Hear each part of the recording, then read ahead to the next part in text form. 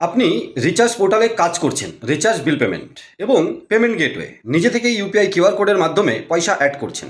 যদি এরকম কোনো সিনারিও হয় তবুও, আবার যদি আপনি কোনো পোর্টাল নিজের বানাতে চাইছেন যেখানে রিচার্জ বিল পেমেন্ট সার্ভিসটা রাখবেন এবং ভাবছেন কিউআর কোডের মাধ্যমে আপনার এজেন্ট পয়সা অ্যাড করে কাজ করবে, তাহলে সাবধান, এই ভিডিওটা আপনার জন্য। বন্ধুরা, বিভিন্ন পোর্টালে ফ্রড অ্যাক্টিভিটিসের জন্য যখন কোম্পানির ব্যাঙ্ক অ্যাকাউন্ট বা কোম্পানির ওয়ালেট ব্লক হয়ে যায়, আপনার উপরেও কিন্তু তার এফেক্ট আসবে, কারণ কাজ করতে পারবেন না।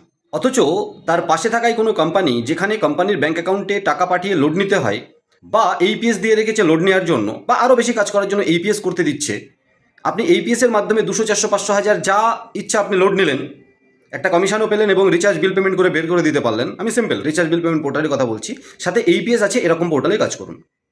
এবং আপনার যদি এরকম মনে হয় যে আপনি নিজের পোর্টাল বানাতে চান, আপনার কাছে ভালো টিম রয়েছে বা মার্কেটিং ডিপার্টমেন্টে রয়েছেন, আপনি ভালো টিম তৈরি করতে পারেন এবং টোটাল কন্ট্রোলের সাথে আপনি নিজে কাজ করতে পারেন, শুধু রিচার্জ বিল পেমেন্ট নিয়ে সার্ভিস নিয়ে পেমেন্ট গেটওয়ের মাধ্যমে কাজ দেবেন, এই রিস্কে যাবেন না। 6 মাস 1 বছর কাজ করবেন, ভালো টিম তৈরি হয়ে যাবে, বড় বড় ট্রানজ্যাকশন হচ্ছে, হঠাৎ করে একটা দুটো স্ক্যামের টাকা বা ফ্রডের অ্যাকাউন্টের টাকা পেমেন্ট গেটওয়ের মাধ্যমে ঢুকে গেলে আপনার wallet block, bank account block, service দিতে পারবেন না।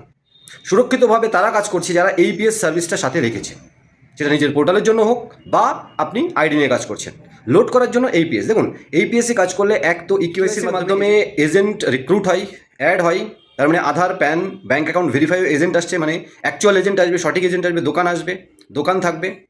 এবং সাথে সাথে রিচার্জ বিল পেমেন্ট একটা কমিশন তো বিশাল তা নয়, এইপিএসেও একটা কমিশন পেয়ে যাবে।